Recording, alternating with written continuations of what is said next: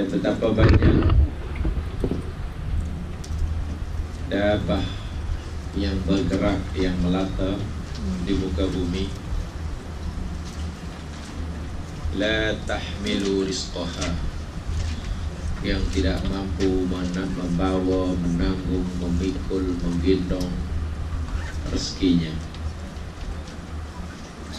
Allahu yarzuquha, Allah lah yang memberi rezeki kepadanya. Wa iyyakum, dan juga kepada kamu. Wa huwas samiul alim, dan dialah Allah itu maha mendengar lagi maha tahu.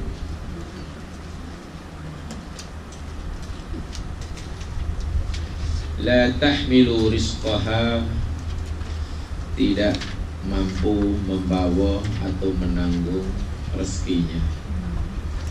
Ay la tahmilu li dha'fiha, maksudnya tidak mampu kerana lemahnya. Atau la tadakhil, tidak mampu menyimpannya. Betapa banyak dabah di muka bumi tidak mampu menanggung rezekinya kerana lemahnya. Atau betapa banyak dabah di muka bumi yang tidak mampu menyimpan rezekinya. La tahmil ay la tadakhir, tidak mampu menyimpan. Lihat sajalah semua binatang atau semua hayawan, semua yang bergerak, kecuali manusia, semut dan tikus, mereka tidak mampu menyimpan, membawa habuan rezekinya. Tupai hanya mencuri satu biji buah kelapa, setelah ditebuknya lalu dimakan, dan bila tidak habis ditinggal. Tidak dibawa yang baki itu ke sarangnya untuk bekalan besok, dan besok tak payah cari tangan. Tidak mampu menyimpan. Burung demikian juga, ular demikian juga, hatta rimau pun bila dah kenyang ditinggalkan.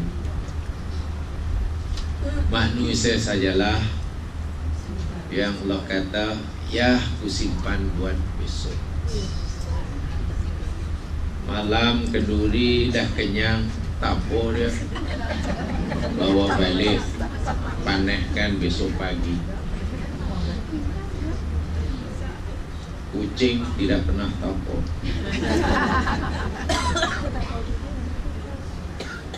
La tahmil maknanya tidak mampu menanggung, atau tidak mampu menyimpan, atau tidak mampu membawa. Sungguh ajaib sekali jemaah sekalian. Katakanlah walaupun hayawan atau dabah itu mampu membawa, tetapi tidak mampu menyimpan. Keledai mungkin mampu membawa habuan rezekinya karena dia kuat, tapi tidak mampu menyimpannya. Semut mungkin ada keinginan menyimpan, tapi tidak mampu membawa. An-namlah la tahmilu rizqaha. Saya bacakan ini apa dalam kitab hayawan. Seumpama semut, bada'an taqta'al waraqah wa tahmiluha ilal musta'mirah litataghadda 'alaiha hiya wa abna'uha. setelah semut itu memotong, mungkin dengan gigitan giginya yang tajam, akan warokoh, daun mungkin, ranting mungkin, lalu ia bawa sarangnya untuk ia jadikan bekalan makanan baginya dan bagi anak-anaknya. Fa innal hasyarat wa dhubabut tufili tahawal hujum ala hadhihi namlah. Rupanya dalam dunia hayawan, ketika semut membawa katalah sehelai daun yang berjaya dipotong atau dikeratnya, lalu digigit kan, dan tumbang, ialah daun tu besar, lebar. Kita mungkin bertanya, macam mana kadang ada semut pula yang malah menunggangi daun tadi, meninggi di atas daun. Wahal ketika belum ada seekor kawannya meninggi, itu pun semut tadi sebenarnya dah berat sangat membawanya, tumbang lagi, naik lagi, tumbang. Tapi ada yang duduk di atas daun. Kalau dikatakan nak membantu, bantu apa ke benda, tambah berat ada. Itu bukan nak membantu meringankan bebanan semut yang mau membawa tahmil, tapi rupa-rupanya yakni walakinan namlah la tasdadu di'a'an nafsiya li'ana tahmil waraqah bi faqiha. Semut yang sedang menggigit membawa sehelai daun, keratan daun tadi, walau yang dia sedang membawa tahmil, dia tidak mampu mempertahankan dirinya daripada serangan. Ada saja binatang-binatang lain yang ingin menyerang semut ketika semut mengangkut makanannya.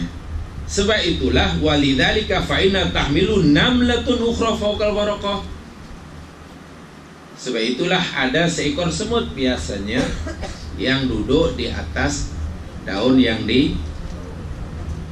dibawa itu. Tujuannya yakni muhimmah hadhihi namlah difa'an ukhtiha. Karena semut ini rupanya menjadi pengawas, mengawasi jika ada musuh-musuh serangan yang nak menyerang semut yang nak membawa itu, dialah yang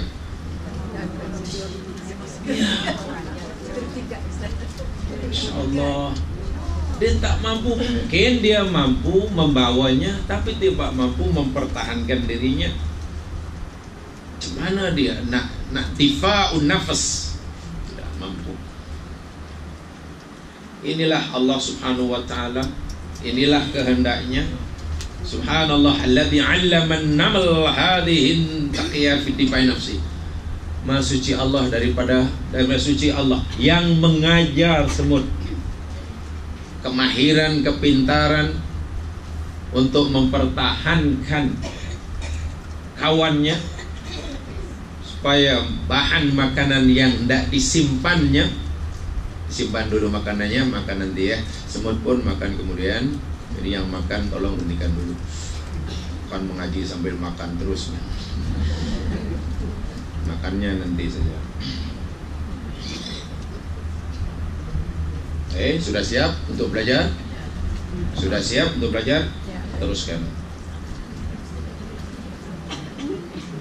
Nih, Masya Allah, boleh membawa, mengangkut, tapi tak mampu nak mempertahankan dirinya. Siapa yang akan mempertahankan dirinya daripada diserang musuh-musuh yang lain? Semut yang duduk di atas daun itu. Ini dalam rahasia hayawan, boleh lihat dalam Kitabul Hayawan. Kalau tersalah tanya pada penulisnya, jangan tanya saya. Tanya pada pengkajinya. Wa hadza uslubun min asalibir rizq. Walaula hadhil wasail la naqridu mujtami'atun namal walakinnaha rahmatullahi bi khalqih. Dan inilah sunnah ilahiyah, inilah uslub daripada asalibur rizqi, bagaimana cara Allah hendak menyampaikan habuan rezeki kepada makhluk yang diciptakannya. Kalaulah tidak kerana sunnah ilahiyah ini, semut yang walaupun diberi keupayaan oleh Allah membawa habuan makanannya sentiasa gagal, hanya penat sajalah. hanya penat membawa makanan tapi tidak sempat sampai ke simpanannya, karena akan dirompak di tengah jalan. Terlalu banyak lanun-lanun. Lanun-lanun ini jenis binatang yang tak reti nak menyimpan makanan. Dia hanya ingin mencari makanan, dimakan di situ, tinggal. Tentulah lanunnya bukan rimau lah, takkan rimau nak merampas. Ini bagi saya luar biasa. Allah katakan betapa banyak dabah yang bergerak di muka bumi tak mampu nak membawa makanannya atau menyimpan makanannya. Sebaliknya Allah lah yang bagi rezeki pada mereka. Artinya kalaulah bukan kerana ilmu yang Allah ajarkan pada mereka, atau lebih tepatnya yakni hidayah fitriyah, lebih tepatnya, kalaulah tidak kena hidayah fitriyah atau hidayah ghoriziyah, semut pun mungkin akan terus kelaparan. Kelaparan ya. Sebab semut jamaah sekalian jarang sekali makan makanan yang telah dijumpainya, melainkan akan hanya dirasa sedikit untuk pastikan itu makanannya, dan kemudian selebihnya jadi ketika bawa balik itu sebenarnya semut belum kenyang, semut masih lapar. Tapi masalahnya untuk membawa bekalan makanan ke sarangnya, ya menghadapi risiko yang sangat besar. Karena dalam perjalanannya sentiasa berhadapan dengan lanun-lanun. Dan ketika semut mengangkut makanannya, dia hanya tertumpu kepada makanan yang diangkut, apalagi di bawah. Cemana jika ada lanun tak menyerang dari jauh, dia tak nampak dia sedang membawa makanan, maka adalah yang bertugas duduk di atas sambil perhatikan ke sana kemari. Ini luar biasa sekali, sangat-sangat luar biasa. Sebab itu kita tak rasa pelik, ini semut bodoh atau semut menyiksa kawan. Kawan menarik bukan main berat, dia bukan bantu menariknya, tapi malah menunggangi dia. Rupa-rupanya bukan nak memberatkannya, membantu. Ada tugasan yang lain. Walhal makanan itu dah berat, tarik sendiri pun. Kan semut bukan main susah hendak menariknya. Semut boleh menarik, membawa makanan berganda-ganda daripada berat badannya. Sebab itu semut tidak semuanya ramping-ramping. Semuanya ramping-ramping. Karena jadi untuk merampingkan pinggang, ikutlah sunnah semut.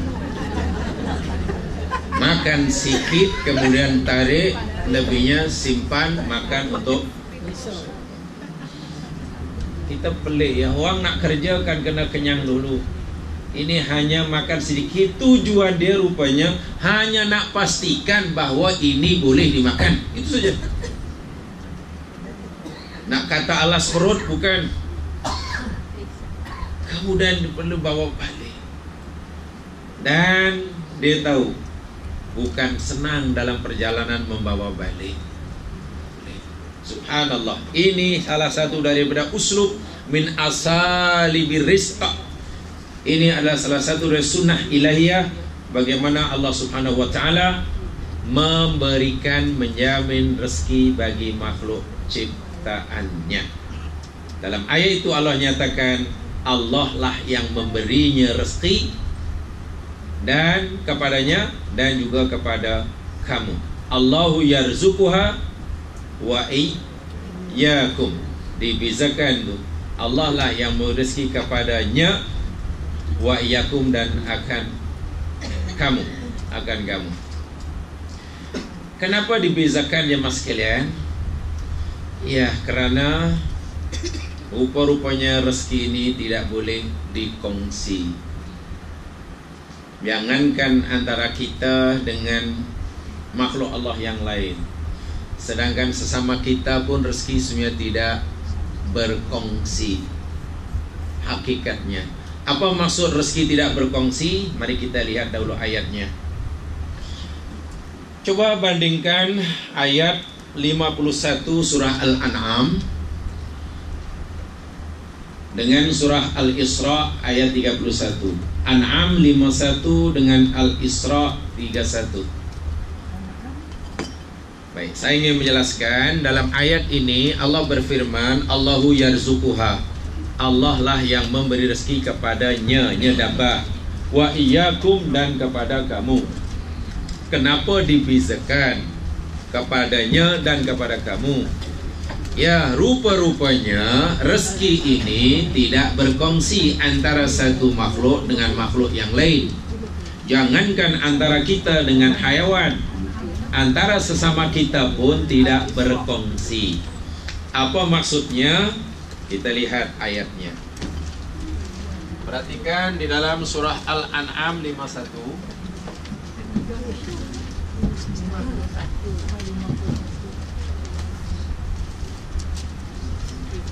Di situ Allah berfirman, nahnu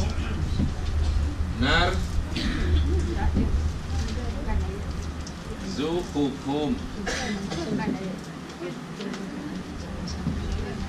Cari dulu baru betul jumpa nanti. Dalam ayat 51 ada ayatnya berbunyi, baca sampai habis, jangan komplain dulu.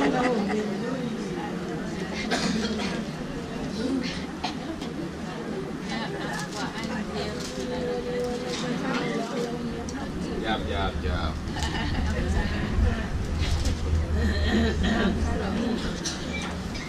Di dalam surah Al-Isra kita lihat dahulu ayat 31.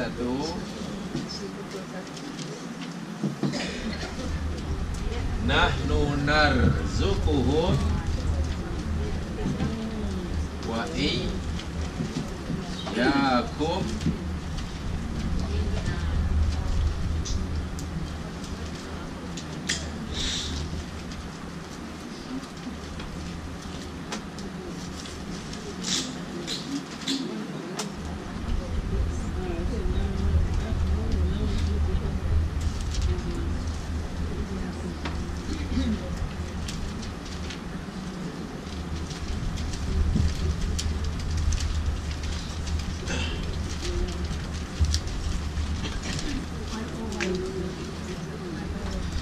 bandingkan surah Al-An'am ayat 151.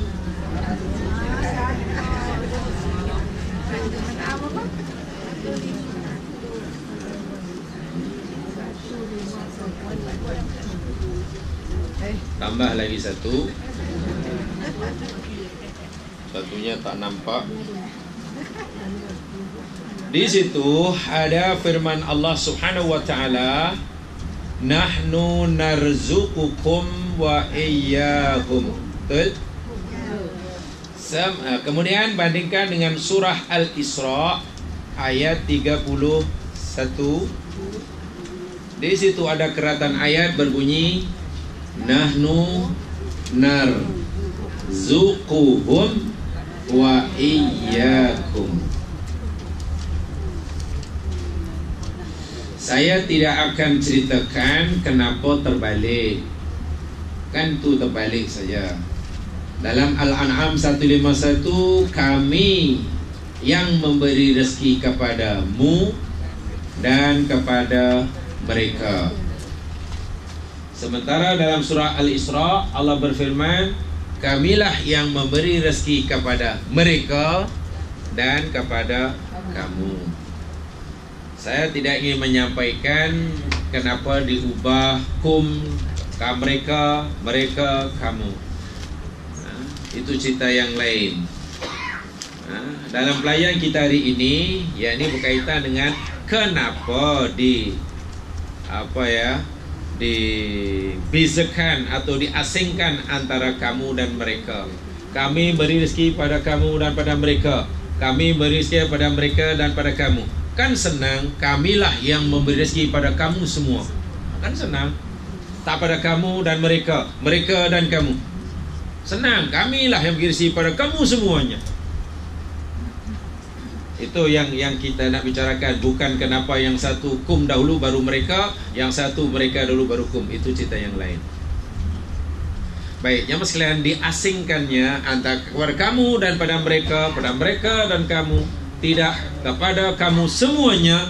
Ini menunjukkan bahawa rezeki ini sebenarnya tidak berkongsi. Rezeki yang Allah berikan pada kamu seolah-olah kum, ya, hanya untuk kamu. Rezeki yang Allah berikan pada mereka hanya untuk mereka. Allah tidak akan beri rezeki kepada kamu juga untuk mereka. Atau apabila Allah tidak akan beri rezeki kepada mereka untuk kamu. Masing-masing dapat habuan rezeki yang tidak berkongsi. Contoh, ini masih bujang. Rezekinya oleh Allah dijamin 100%. Sabda Nabi, seseorang tidak akan dimatikan oleh Allah sehingga rezekinya dicukupkan olehnya.